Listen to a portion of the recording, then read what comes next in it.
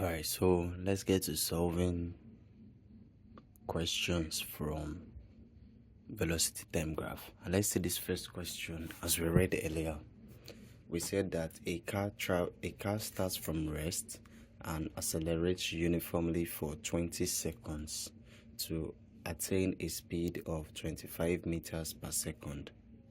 It maintains this speed for 30 seconds before decelerating uniformly to rest. The total time for the journey is 60 seconds. Sketch a velocity time graph for this problem. Now, as we know, this is the very first problem we'll solve from here. So let's take over the concept little by little. So of course, again, we know that in a velocity time graph, the velocity is going to be on the vertical axis, and then this is going to be on the time is going to be on the horizontal axis. Velocity is in meters per second and time is in seconds. So the question says that a car starts from rest. So of course we're starting from rest. We're going to start from here, which is the origin point, and accelerate uniformly for 20 seconds to obtain a speed of 25 meters per second. So a car is starting from rest here, and it will accelerate for 20 seconds until it gets to 25 meters per second. Let this place be the 25 meters per second here. So it goes from 0 to 25 in 20 seconds is what they are saying. So it goes from 0 to 25 in 20 seconds. So it says 20 seconds here. Then it continues and said it maintains this speed for 30 seconds. So if we are maintaining this speed for 30 seconds, we're going to go here 30 seconds. So here at the end of the 30 seconds, because the total time that is on this x-axis is always counting from the origin point, which is 0. So since this is 20 and this is another additional 30, the total time which is going to be from counting from 0 is going to be 50. Please remember that. So okay, then they now said the total time it continues and said the total time for the journey is 60 seconds. So okay, before we say that, it said it maintains this speed for 30 seconds before decelerating uniformly to rest. Decelerating uniformly to rest means that it is going to stop at 0. Your final velocity is going to be 0 eventually. But it says that the total time for the journey is 60 seconds, meaning that the time it took for decelerating to rest is only 10 seconds. So let's just put it like that. So this space is going to be 60 because this is 50 and plus additional 10 seconds is 60, right?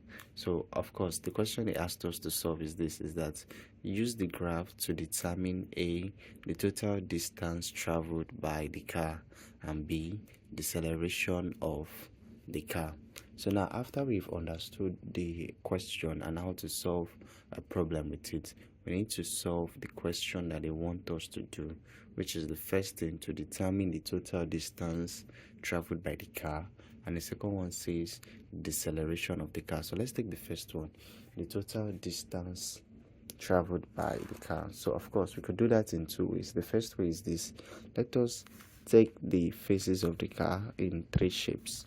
We have this is phase 1, this is our phase 2, and this is the phase 3. So in the first case, you were accelerating from 0 to 25. In the second phase, you took that same 25 and you took it for additional 30 seconds, and then in the last phase you went to rest, right? So now let's take the question. Let's solve it properly now. So in the first case, in order to get the distance in the first phase, so let's write this. We have the total distance. So we have it to be I. It's going to be the area under the graph, which is half base times height, which is going to be 1/2 times the base here is 20, and then the height is 25. So 2 here 1, 2 in 20 is 10. 10 times 25 will give me 250 meters, right? So let's go with phase 2. The phase 2 says what we should is a rectangle, and the area of the rectangle is length times breadth. So what is length times breadth? The length is from year to year, which is 30, and the breadth is from year to year, which is 25. So 30 times 25 will give us 750 meters. So this is 750 meters, like that. And then we have the third shape. So we have the third shape, which is also a triangle, and the triangle, of course, the area of the triangle is half base times height, which is still 1/2 times the base here is going to be 10, and then the height here is 25. So this is going to be 2 here 1, 2 in 10 is 5, and 5 times 25 gives us 125 meters. So the total distance traveled is the addition of the distance traveled in the phase 1, the second phase, and the third phase, which we have as 250 plus 750 plus 125, which gives us 1125 meters, 1125 meters. Actually, we could also look at the total distance traveled as a single form in this way. If we look at the shape that we drew here, you could easily realize that we have this to be a trapezium. This shape is a trapezium, and then the area of a trapezium is usually 1/2 a plus b times c, in which c is the height. So if we use the area of a trapezium for this entire shape, that's without dividing into phase 1, phase 2, and phase 3, you can easily solve all the problems that this is required. So maybe we should try that as the next step now, or and see if we get the same answer. Total distance equals to the area under trapezium. Area under trapezium. And the area of the trapezium is 1/2. Now we have a plus b times c. So we have it to be 1/2. Then now, a and b are usually the parallel sides. A and b are the parallel sides of a trapezium. This side and this side are the parallel sides. So if you look at this shorter one, it goes from here to here, and if you look at from here, which is 20 to 50, so that means this from here to here is telling me that it is 30, then plus from here to here, which is the longer side, is actually what you can see is clearly 60, and then it is multiplied by c, which is the height. And what is the height of this shape here? If you turn it upside down like this, you could see that we have this to be the height, and then the height from here to here is 25. So that tells us that the height of the trapezium is 25. So that will give me 1/2 times 90 times 25, and that gives us 90 times 25 divided by 2 is also 1125 meters, as well as we've already seen in this shape. So usually I always prefer to use this method we've already done. Now that's because it is not all the time that you will have a composite shape coming as a trapezium like this. The composite shape may not even be a trapezium, right? So you're the one that will look at it and say, oh, it is better that we split it into distinct shape. So if you know that this is a triangle, this is a triangle, this is a rectangle, this is a triangle, then we'll put it all together. But if you know what you're doing, then you can actually also do it this way as well. So that's the first question, which is to find the total distance traveled by the car. The second question says we should find the deceleration of the car.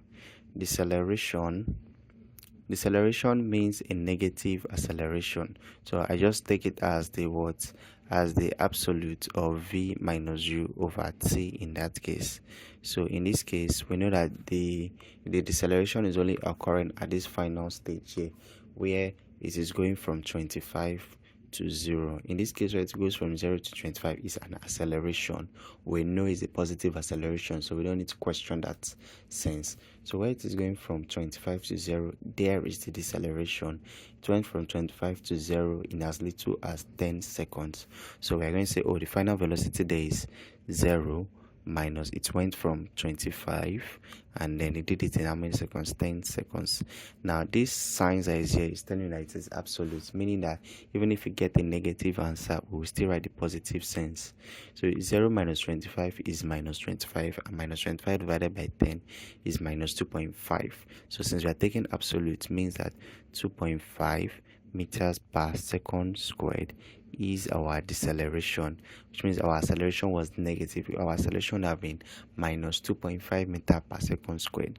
But since the word deceleration already connotes that there is a negative, then we are going to have that as our deceleration. I hope that is really clear for that question.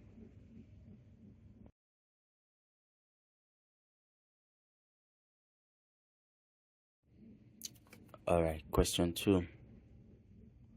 An electric train moves from rest with a uniform acceleration of 1.5 meters per second squared for the first 10 seconds and continues accelerating at 0.5 meters per second squared for a further 20 seconds. It continues at constant speed for 90 seconds and finally takes 30 seconds to decelerate uniformly to rest. Draw a graph of speed against time for the journey. B. From your graph or otherwise, deduce the total distance traveled.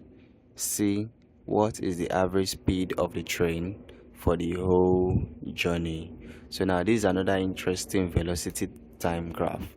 In question 8, it said draw a graph of speed against time for the journey. So when it says a graph of speed against time, they're also saying velocity against time, which is your velocity time graph. So now let's take the question step by step. Of course, let's draw our graph. Say we have this, a sketch of it. Time, which is in seconds, and velocity, which is in meters per second. Now it tells us this: an electric train moves from rest. So of course it's also starting from rest with a uniform acceleration of 1.5 meters per second squared for the first 10 seconds. In this case, they gave us an acceleration, but they did not tell us where the speed is in the first 10 seconds. Remember, our vertical axis says velocity, not acceleration, so we cannot plot acceleration there. We need to look for the velocity that was reached at the first 10 seconds. So if you look at it, we're initially starting from rest, which is 0, and the time is 10 seconds, and acceleration was 1.5 meters per second squared. So if we use the first equation of motion, because we are looking for v equals to u plus at, which is going to be 0 plus 10 times 1.5. It gives us 15 meters per second. So it implies that when we add the first time, the first round, and that's the first 10 seconds, it will reach 15 meters per second. So that means in our graph, we went from 0 to 15. Let this place be 15 in the first 10 seconds. 10 seconds. Okay, the question says, and continues accelerating at 0.5 meters per second squared for a further 20 seconds. So after we reached 15 now, the acceleration changed. So that means at the beginning point of that phase, we had initial velocity to be 15 meters per second. Acceleration is now 0.5 meters per second squared, and the time was 20 seconds as they said. So we are looking for the velocity that was now reached at the end of the 20 seconds now. So v is still u plus at, and that's going to be 15 plus 0.5 times 20. 0.5 times 20 is 10. 10 plus 15 is 25 meters per second. So that means that it was reached 25 meters per second in 20 seconds. 20 seconds as we see here. So that means it went from 15 to 25 in 20 seconds. So that's after we reached it here. So from here to here, let this place be our 25. So it's reached it in 20 seconds. That means in our own time axis, since the first 10 seconds was used here, in another 20 seconds we make this place to be 30. Always know we are always keep on adding. That's 30 seconds from the beginning of the journey, which was here.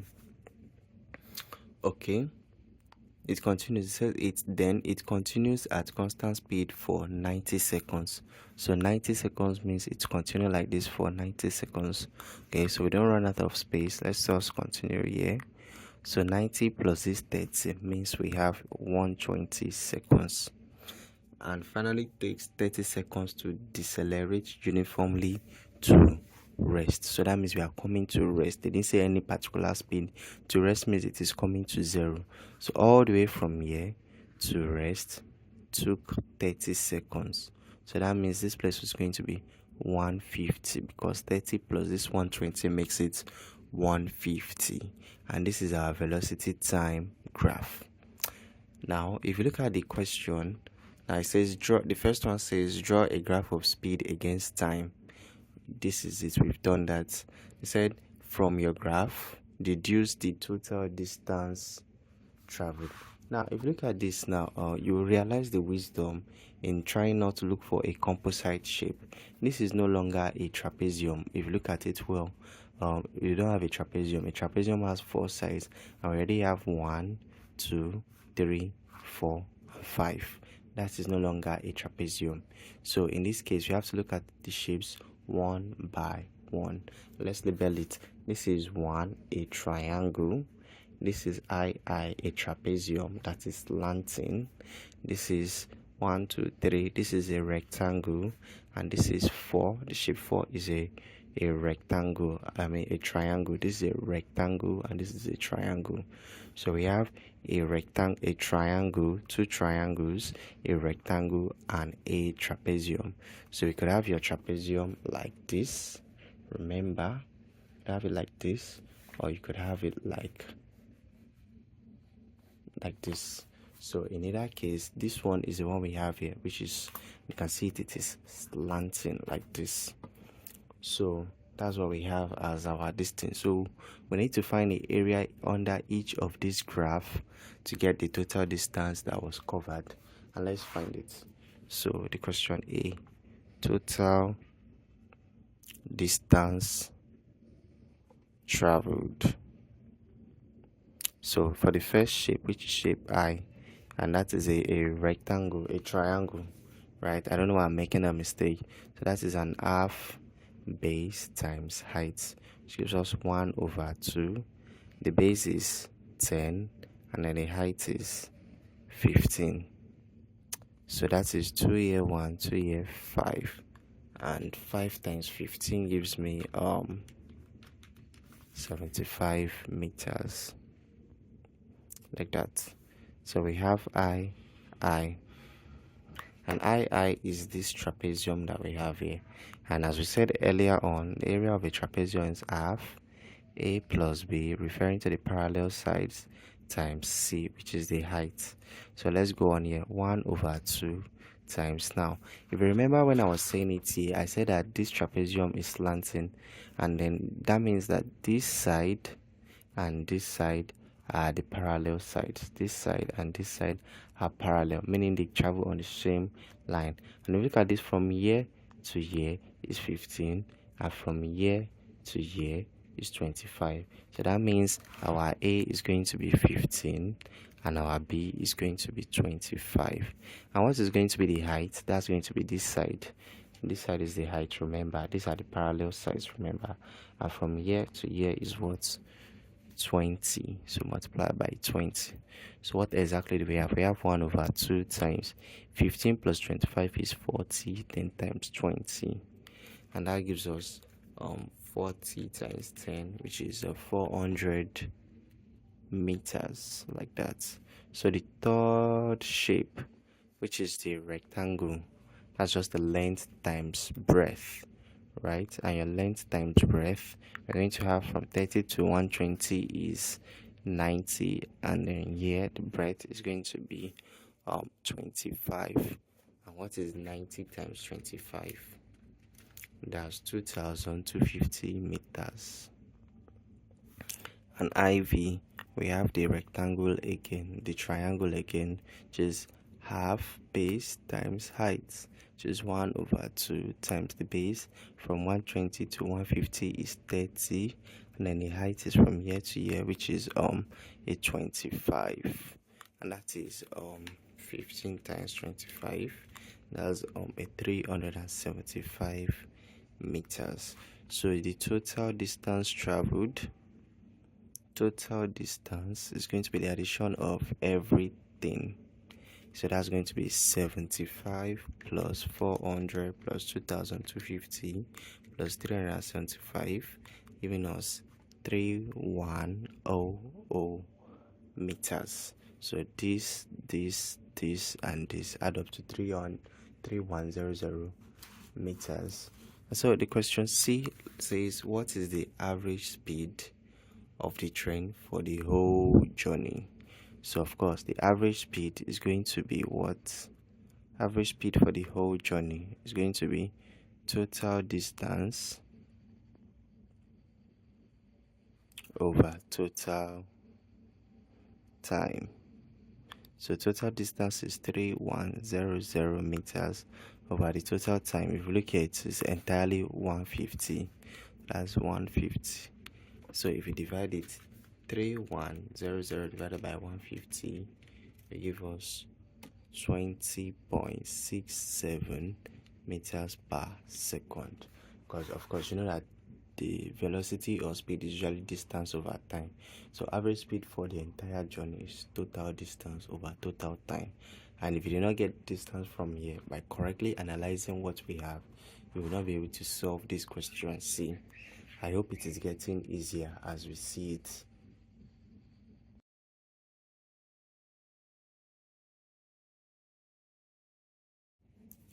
Alright, so this question 3 is actually quite interesting, and let's solve it carefully. Let's reiterate one more time. A car starts from rest at a checkpoint and comes to rest at the next checkpoint. 6 kilometers away in 3 minutes. It has first traveled a uniform acceleration for 40 seconds and then uniform speed for a given time, and is brought to rest with uniform deceleration in 20 seconds. So the difference between this question and the questions that we have earlier done is that this particular one was, they didn't give us directly the event as it happened. They're trying to test our reasoning skills here. The first thing is this, is that a car starts from rest. We understand that at one checkpoint, and it comes to rest at another checkpoint, which is 6 kilometers away. So that means the entire time, the entire journey, the total distance has already been given to us, and it is said to be 6 kilometers away. That is 6,000 meters. So regardless of whether they give us in any particular unit, we are still going to work with SI units in our work. So we know that the total distance traveled is 6,000 meters, and that was covered in 3 minutes. 3 minutes is 180 seconds. So that is one thing we know first of all. And the first thing they told us is that it has first traveled a uniform acceleration for 40 seconds. So this car traveled a uniform acceleration for 40 seconds from rest. Now they didn't give us the acceleration that it's traveled, but they just told us that it reached a uniform acceleration for 40 seconds, meaning that it reached a particular speed, maintain that speed for a given time, and then come back to rest in 20 seconds. So let us see how we can mix everything we know so that we can find the things that we don't know per se. So let's take it step by step. So of course, one thing we know is that we draw. And yeah, let me just give you this advice. Anytime you are given a question in which the topic you are kind of familiar, but the particular question to solve you don't actually know, start with the things that you do know. You don't know, just look like, oh, I don't know this thing, and then you leave your book blank. Try to start from the things you do know and things that are making sense, and gradually from there, hopefully the things will start making sense. So let's say a car starts from rest. So definitely starting from rest, we know that from year to year is 3 kilometers, and then it's done in 180 seconds. Right, that's the 3 minutes. 6 kilometers, 6,000 meters, and it's done in 180 seconds. We've analyzed those one out. So they said it has first traveled a uniform acceleration from 40 seconds.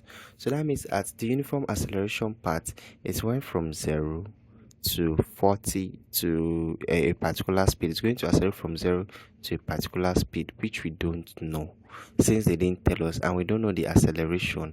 This is it. We know that u is 0, we don't know a, but we know t is 40 seconds. So we can't find v since we already have a as an unknown. So all we can just do is let v be the speed for a particular time. So we know that this is 40 seconds, right? So then when it goes to v, they said it has first traveled a uniform acceleration for 40 seconds. We've denoted it, and then uniform speed for a given time, so that it is traveling through a uniform speed for a given time. They didn't tell us the time, but we know that if it is going to be brought to rest in 20 seconds and everything has to be 180 seconds, it means that they've accounted for 40 seconds, which is the acceleration time, and 20 seconds, which is the deceleration time, for 60 seconds out of the 180 seconds. So 180 minus that 60 that we got is going to be 120. So that means it took 120 seconds for it to be moving all the way with the same speed v. So it took 120 seconds here. So let's represent it here. The 120 seconds plus this 140 is going to be 160. So the remaining 20 seconds was what it used to come to rest, which is 180. Do you see that? Now that is very, very good. Now this is shape 1, shape 2, and our shape 3 as we know, right? Good. So one thing we have as the question is that we need to actually, the first question says we should find the maximum speed v. So now, looking at this shape, we are able to draw with what we already know. We could actually do something.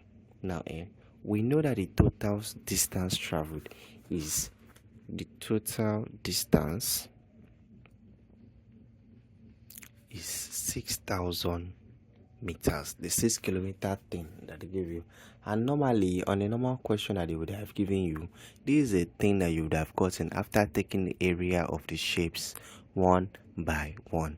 And although normally I told you that it is easier for you to take the shapes I, that's a triangle, a rectangle, and a distance, than taking this particular composite shape as a trapezium.